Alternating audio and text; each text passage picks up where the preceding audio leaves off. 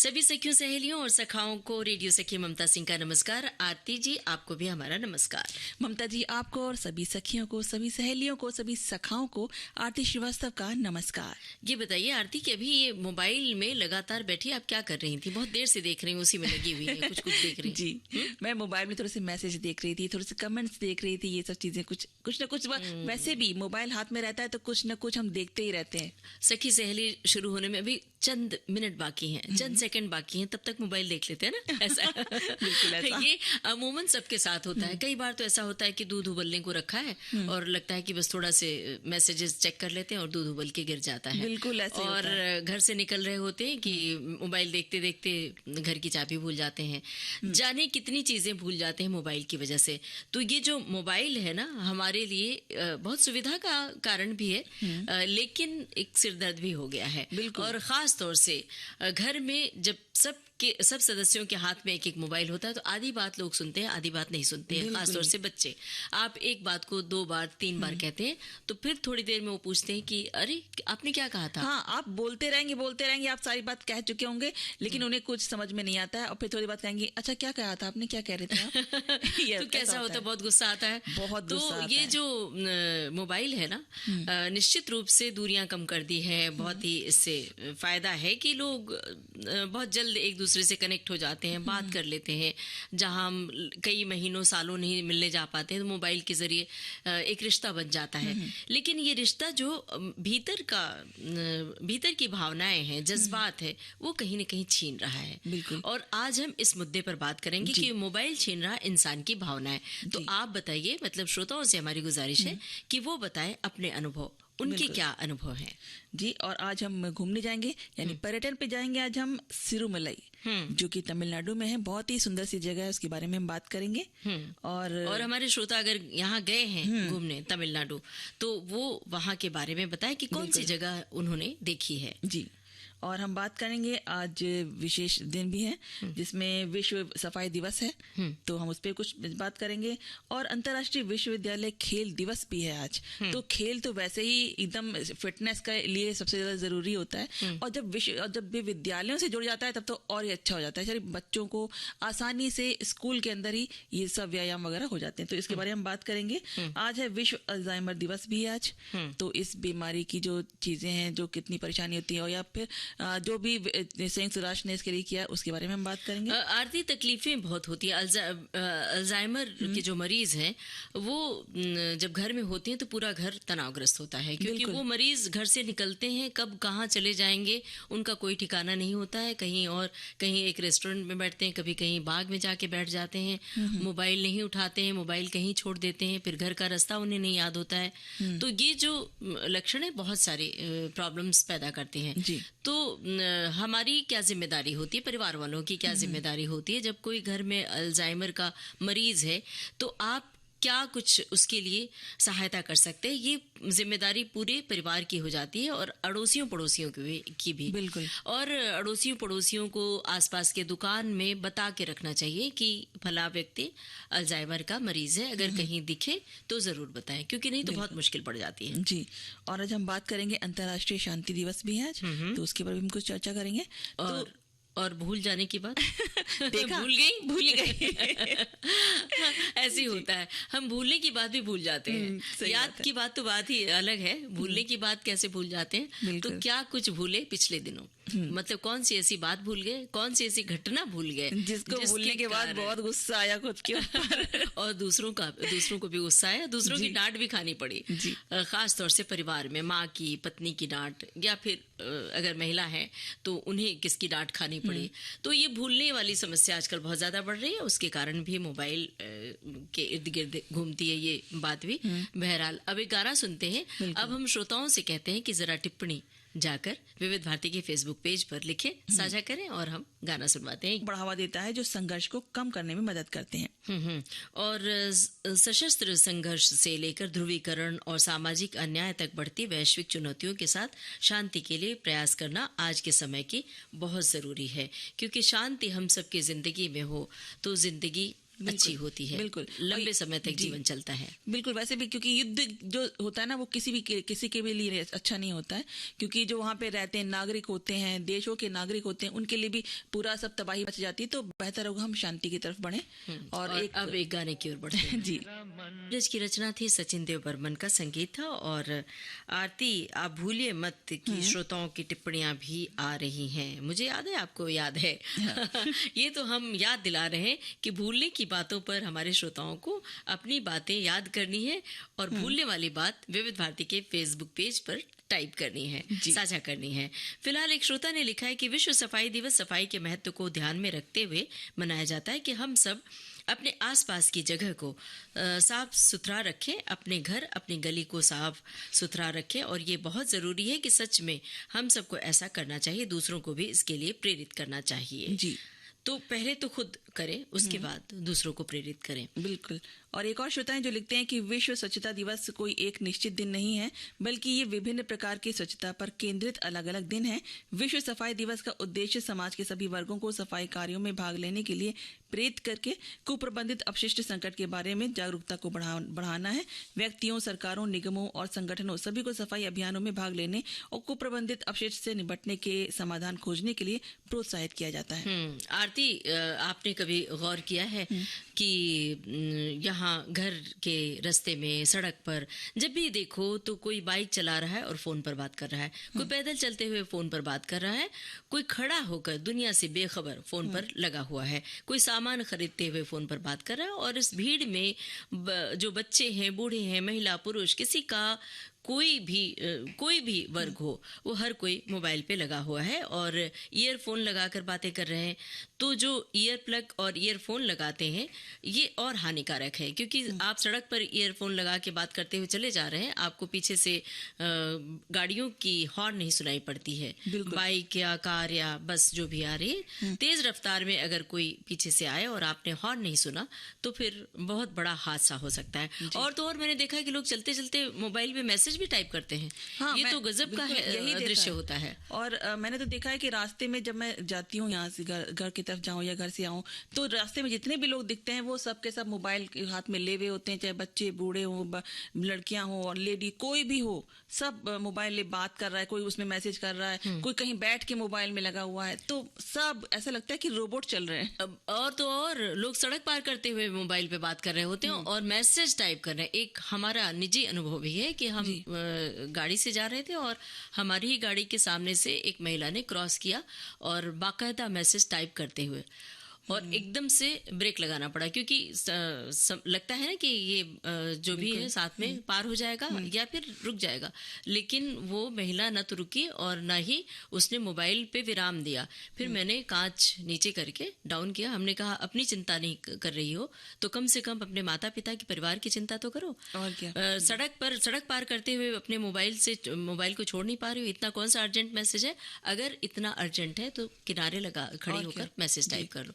तो अगर ऐसी कोई बावला या बावली दिखती है ना, तो वहां पर आपको ये बता देना बहुत जरूरी है, बताना चाहिए, क्योंकि ये पागलपना है। क्योंकि मोबाइल, आप सुबह उठते ही सबसे पहले मोबाइल, फिर उसके बाद खाने के साथ, नाश्ते के साथ, ये हर घर में हर समय कोई टाइम ऐसा नहीं होता जब मोबाइल हाथ में नहीं। और तो और हर कोई इस बात की शिकायत कर रहा और हर कोई मोबाइल से परेशान है। तो ये क्या वजह है, कैसे इससे मुक्ति मिलेगी? इस विषय पर सोचना, विचार करना बहुत जरूरी है। और एक दूसरे से ये बात कहना कि कम से कम दिन भर में 4 घंटे नहीं तो कम से कम 2 घंटे मोबाइल से दूर रहें। बिल्कुल।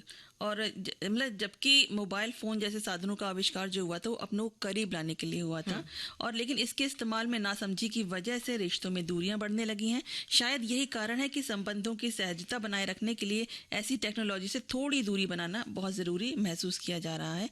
अमेरिका में किए गए एक शोध की माने तो ज़्यादा तनावग्रस्त और अपने रिश्तों के प्रति उदासीन रहने वाले लोग सोशल साइट्स पर अधिक सक्रिय रहते हैं, और इन साइट्स के लोगों के फीडबैक पर उनकी खुशी और दुख निर्भर करता है कि लाइक्स अच्छे आ गए तो वो खुश हो गए, और नहीं आया तो दुखी हो गए, पता नहीं क्या क्या चीजें कर लेते हैं वो।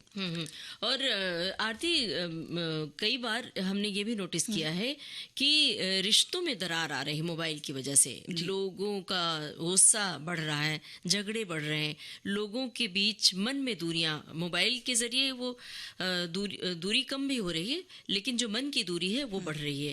पहले जब मोबाइल नहीं था तब पूरा घर खिलखिलाता था, जबकि आज का नज़ारा कुछ ऐसा होता है कि पूरे घर में परिवार की उपस्थिति के बाद भी एक सन्नाटा सा, वीरानी सी खिंची रहती है, क्योंकि बच्चे और माता पिता सभी अपने अपने मोबाइल की दुनिया में लगे रहते हैं। न भाई बहन की तू मैं होती है आजकल सुनाई पड़ती है, जो चिढ़ना चिढ़ाना, छेड़छाड़, वो मस्ती, सब कुछ गायब है। यहाँ तक कि बच्चे भी अब ये छेड़छाड़ मौज मस्ती नहीं पसंद करते हैं, वो भी एक मोबाइल की दुनिया में ही रहना पसंद करते हैं। इसलिए बच्चों के ऊपर कंट्रोल करना बहुत ज़रूरी है। ये क्या करना है, कैसे करना है, ये माता पिता को खुद ही तय करना पड़ेगा। दोस्तों के साथ मिलकर जो हंसी मजाक होती थी, एक दूसरे की फिक्र करना, वो जैसे कहीं खो सा गया है। हमारी सारी दुनिया, हमारा जो राजदार है, दोस्त, सब के सब मोबाइल में कहीं गुम हो गए हैं। उनको ढूंढे तो मिलते नहीं है। वो रिश्तों की जो ऊष्मा होती थी, वो प्यार मोहब्बत, बिल्कुल एक दूसरे के साथ मिल के बात करना, वो चीजें एकदम खो गई। घर में बहुत सारे लोग होंगे लेकिन तब भी कुछ नहीं, कोई आवाज नहीं, कोई बात नहीं, सिर्फ मोबाइल ही मोबाइल में लगे रहेंगे। एक हमारे श्रोता है जो कहते हैं कि मोबाइल के अत्यधिक इस्तेमाल से इंसान की भावनाएं छीनी जा रही हैं, क्योंकि ये लत चिंता, अकेलापन और वास्तविक जीवन के सामाजिक संबंधों में कमी पैदा कर सकता है। मोबाइल स्क्रीन का अत्यधिक उपयोग आंखों पर तनाव डालता है, नींद संबंधी विकार पैदा करता है और मानसिक स्वास्थ्य को नुकसान पहुंचा सकता है। ये लोगों को अपने पारंपरिक खेलों और पारिवारिक गतिविधियों से दूर ले जाता है, जिससे मोबाइल में की लत में फंसकर वो अपना समय बर्बाद करते हैं। सही बात है, पहले खेलते थे लोग बाहर जाके। आंखों की तकलीफ बढ़ रही है, चश्मे जल्दी जल्दी चढ़ जा रहे हैं, कम उम्र में चश्मे लग जा रहे हैं, जल्दी से बाल झड़ने शुरू हो गए हैं, जल्दी से बाल सफेद हो रहे हैं। तो ये शारीरिक तकलीफें भी लोगों की बढ़ रही हैं। और जो नीचे ग्राउंड में जाके खेलना, पार्कों में जाके खेलना, एक समय था कि शाम के वक्त जब बच्चों का स्कूल छूटता था तो भीड़ सी लगती थी पार्क में। और अब देखिए पार्कों में भी बहुत कम भीड़ होती है, क्योंकि बच्चे मोबाइल के गेम में ही अपने को खुश रखते हैं। नीचे जाकर गतिविधियां, शारीरिक श्रम करना ही नहीं चाहते। इससे उनकी कैपेसिटी भी कम हो रही है, शारीरिक क्षमता भी कम हो रही है। आपको याद होगा कि हम सब अपने बचपन में बहुत सारा काम भी कर लेते थे, घरेलू काम भी कर लेते थे, साथ में पढ़ाई लिखाई भी, और बहुत सारे रचनात्मक कार्य भी, लिखना पढ़ना भी साथ साथ कर सकते थे। लेकिन अब बच्चे सिर्फ पढ़ाई और मोबाइल, इसके अलावा पढ़ाई भी अच्छे से कर लें तो बहुत बड़ी बात है। मोबाइल में लगे रह के गेम्स, कभी कुछ वीडियोस देखते रहना, इसी में लगे रहते हैं।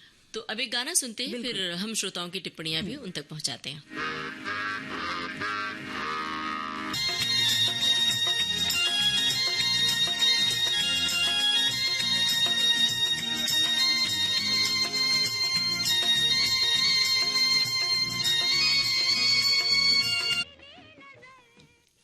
ये था गाना, फिल्म थी झुक गया आसमान। अब हम यहाँ पर एक ब्रेक ले रहे हैं।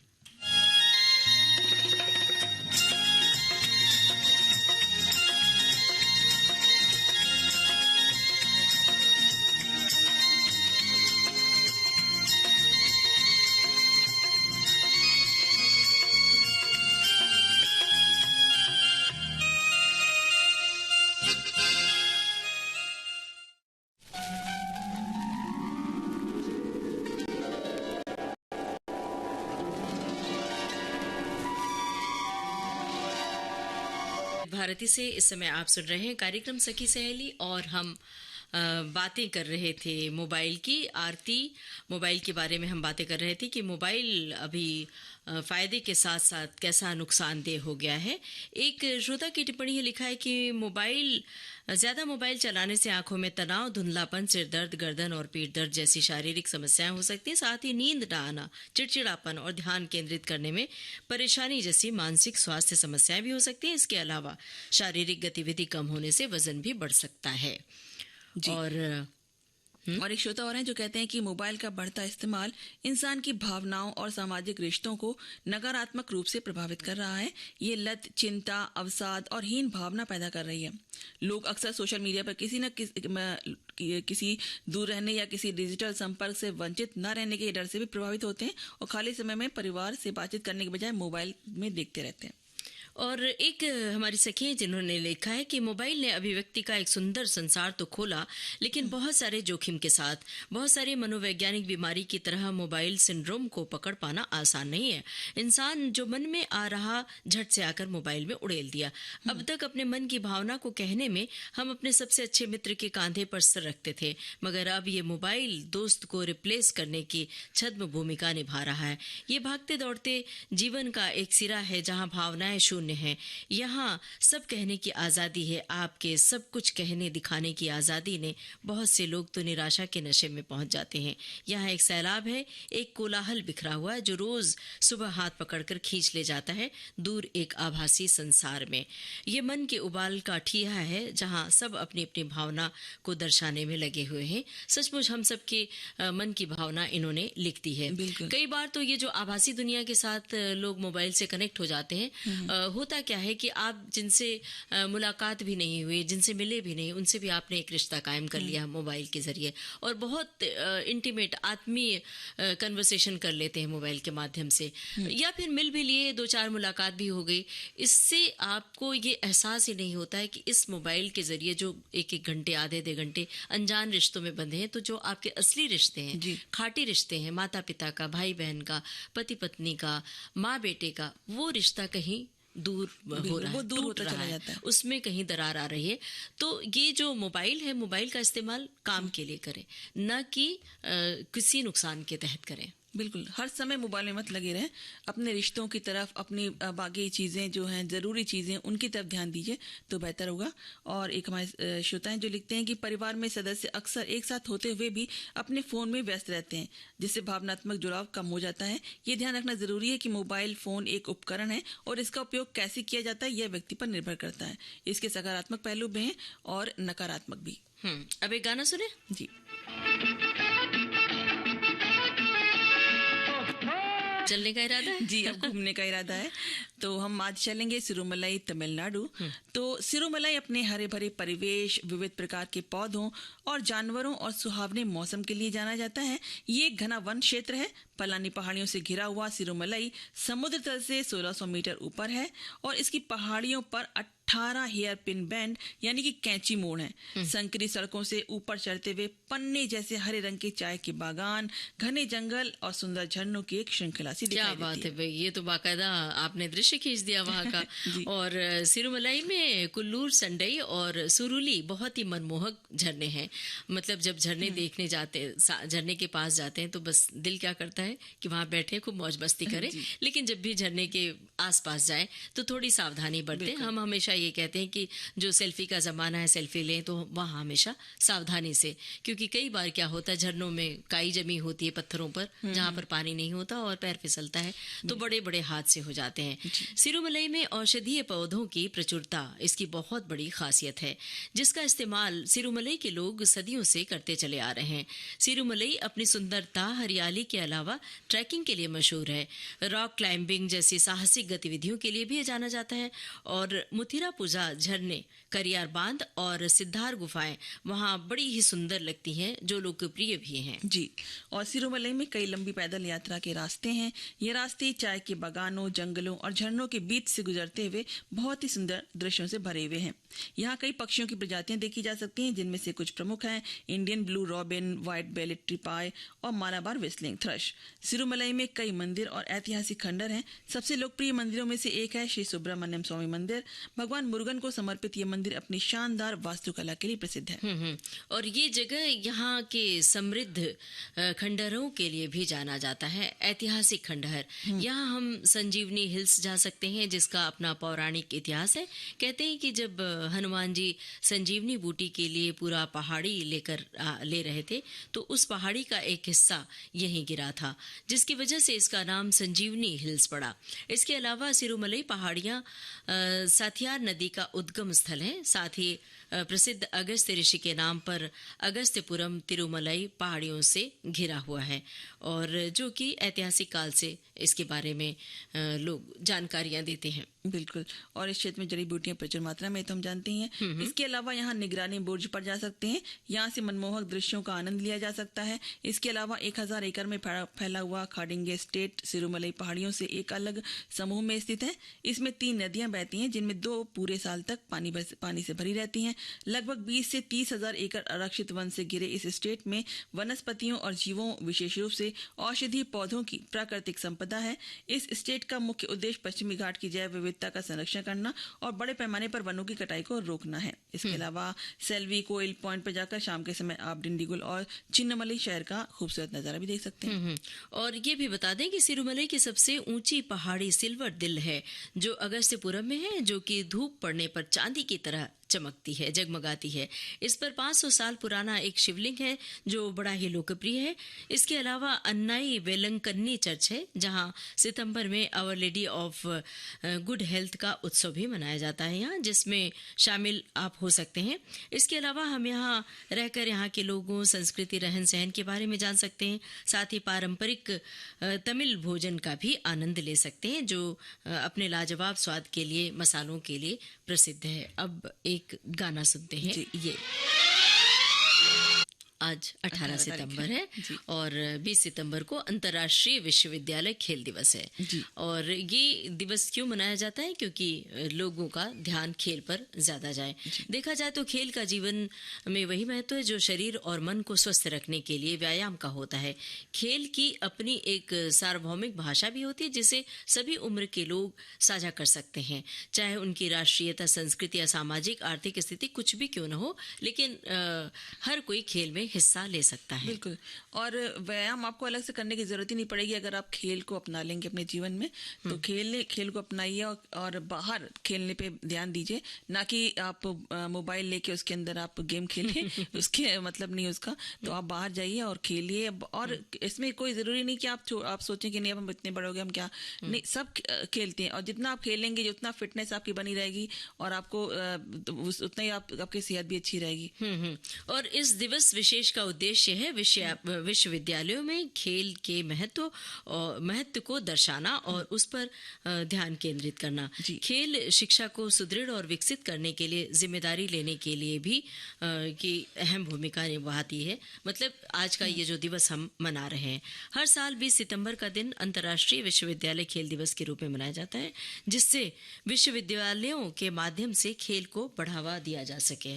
क्योंकि वहाँ आप सिर्फ पढ़ाई करते हैं तो एक समय के बाद आप तरह तरह के तनाव से ग्रसित होते हैं। एक तो पढ़ाई का प्रेशर, शिक्षा का प्रेशर आपके ऊपर होता है, और दूसरे कि घर परिवार से कई बार लोग दूर होकर पढ़ते हैं, हॉस्टल में रहते हैं, तो वो जो दूरी होती है उसका अलग तनाव होता है। इसलिए विशेष तौर पर ये विश्वविद्यालय के खेल दिवस के रूप में आज बिल्कुल, क्योंकि जब आप खेलते हैं तो और भी आपके फ्रेंड्स होते हैं, उनके साथ वो उन समूह में खेलते हैं, तो जब सबके साथ मिलकर आप खेल रहे होते हैं ना, तो आपका तनाव भी एकदम खत्म हो जाता है और आप अपने सेहत को भी अच्छा बना लेते हैं। और आज विश्व अल्जाइमर दिवस के रूप में आज के दिन को मनाया जाता है। इसका भी उद्देश्य है इस बीमारी पर ध्यान दिलाना। अल्जाइमर जो स्मृति हानि और भ्रम का एक गंभीर मानसिक विकार है। अगर इसका समय से उपचार न किया जाए, इलाज न किया जाए, तो सीखने, सोचने, तर्क करने, याद रखने और ध्यान केंद्रित करने की मानसिक क्षमताओं पर बुरा असर डाल सकता है। आरती, कई बार क्या होता है, जो अल्जाइमर नाम की बीमारी है कई बार खतरनाक भी हो सकती है। तो इसलिए जैसी ही शुरुआत हो, आप डॉक्टर से संपर्क करें पहले तो। जैसी शुरुआत हो, इस पर ध्यान देना चाहिए। परिवार में जिस किसी सदस्य को ये तकलीफ होती है, तो हमने कार्यक्रम की शुरुआत में भी कहा था कि जैसे आस पड़ोस में जानकारी देते हैं और आसपास जो दुकानें हैं या फिर मॉल है, बाजार में जो दुकानदार है, उन सब से खास तौर से बता के रखें कि ये अल्जाइमर के मरीज है, और उनके साथ हमेशा एक चिट में उनका फोन नंबर, घर का पता जरूर लिखें। बिल्कुल जरूरी है, ताकि किसी के हाथ में लगे तो वो उन तक कांटेक्ट कर सके। क्योंकि कई ऐसे मर्ज के जो रोगी होते हैं, उन्हें घर का पता याद याद नहीं रहता है और ना ही उन्हें मोबाइल नंबर याद रहता है। तो ये बड़ी दिक्कत हो जाती है कि अगर आप पुलिस में कंप्लेन करना चाहें, शिकायत दर्ज करना चाहें, तो भी आप बहुत मुश्किल में पड़ जाते हैं। जल्दी से वो व्यक्ति घर वापस नहीं लौट पाता है। जी। तो और विश्व अल्जाइमर दिवस की थीम जो है वो हर साल बदलती रहती है ताकि अल्जाइमर देखभाल और जागरूकता के अलग अलग पहलुओं पर ध्यान दिया जा सके। और 2025 के अल्जाइमर दिवस की थीम है डिमेंशिया के बारे में पूछें, अल्जाइमर के बारे में पूछें। इसका उद्देश्य अल्जाइमर रोग और डिमेंशिया के बारे में जागरूकता और वैश्विक स्तर पर बढ़ाना है, खुले संवाद को बढ़ाना है और समय पर उपचार को बढ़ावा देना है। इस मानसिक विकार को पैदा करने वाली बीमारी से दूर रहने के लिए जरूरी है कि हम हमेशा एक्टिव रहें, मानसिक रूप से व्यस्त रहने के लिए कुछ अच्छा पढ़ें, पहेलियां सुलझाएं, कुछ नया सीखें, नियमित व्यायाम करें, शारीरिक रूप से सक्रिय रहें, स्वस्थ और संतुलित आहार लें और तनाव से दूर रहें, साथ ही भरपूर नींद लें। और इस वक्त एक गाना सुने। जी। मेरे जीवन साथी फिल्म का गाना था और किशोर कुमार की आवाज थी। मजरूह सुल्तानपुरी के बोल थे, राहुल देव बर्मन का संगीत था। भूल गई है ना आरती? नहीं भूली है बिल्कुल भी। हम तो बस यूं ही याद दिला रहे हैं अपने श्रोताओं को कि हमारे कुछ श्रोता भूलने पर ये लिखना भूल गए हैं कि उनके साथ क्या कुछ हुआ था। हमने तो आप सभी से कहा था कि कोई ऐसी दिलचस्प घटना लिख भेजिए जो आप भूल गए, जिसके कारण आपको खामियाजा भुगतना पड़ा। लेकिन उससे पहले एक टिप्पणी पढ़ रही हूँ। हमारी एक सखी है जिन्होंने लिखा है कि आपने बावला बावली कहा इतने अच्छे से कि मैं मुस्कुरा उठी।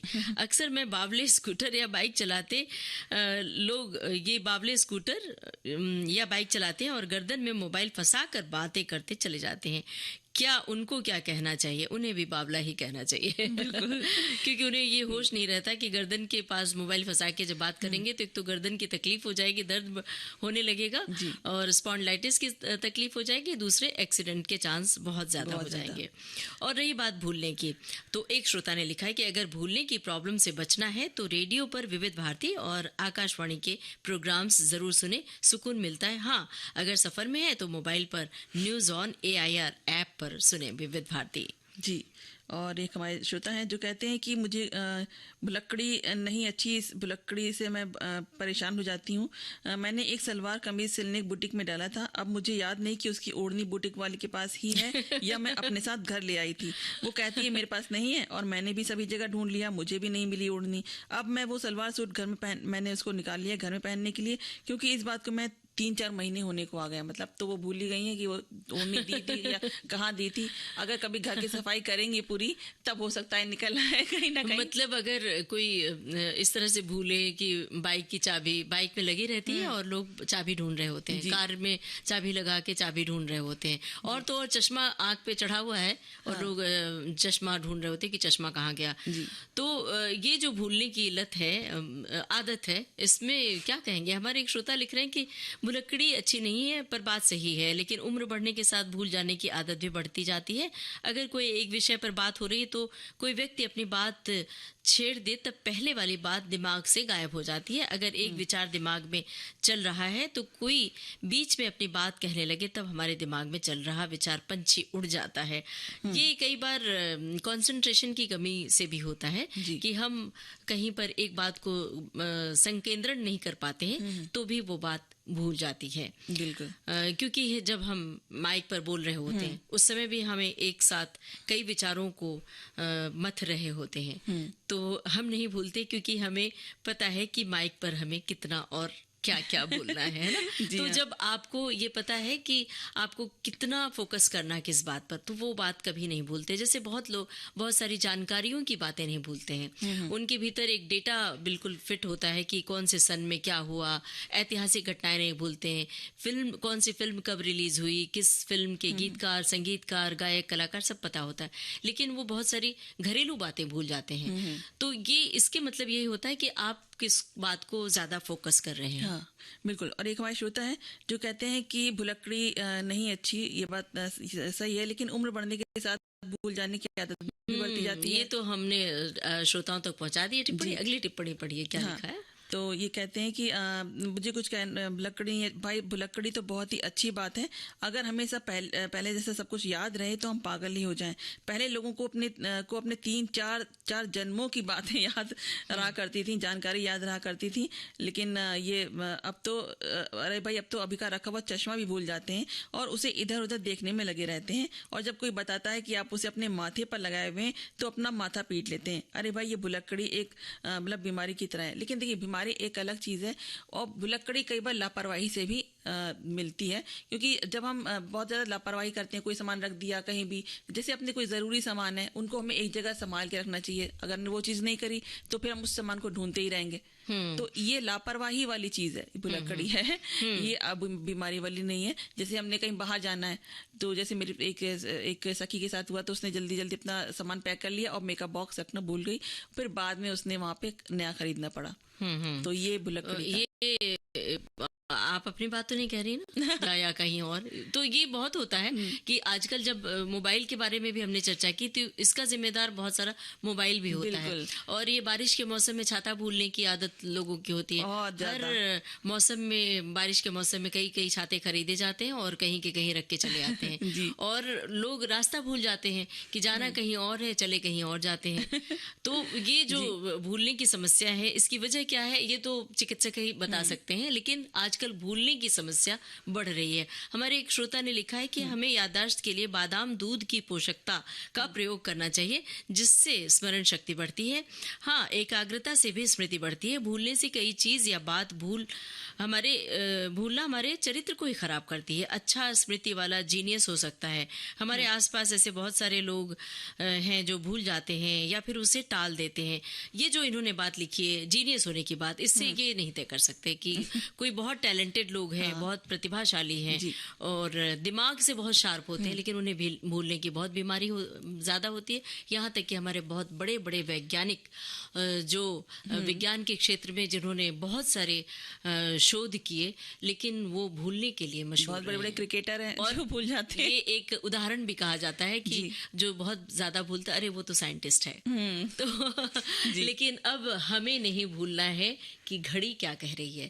घड़ी अब ये कह रही है कि ना तो गाना सुनवाओ, ना कुछ बोलो बतियाओ, और सभी श्रोताओं से ले लो इजाजत। तो कहते हैं सभी से नमस्कार। आप सभी को ममता सिंह और आरती श्रीवास्तव का नमस्कार। सखी सहेली कार्यक्रम की प्रोड्यूसर अनुश्री पाठक।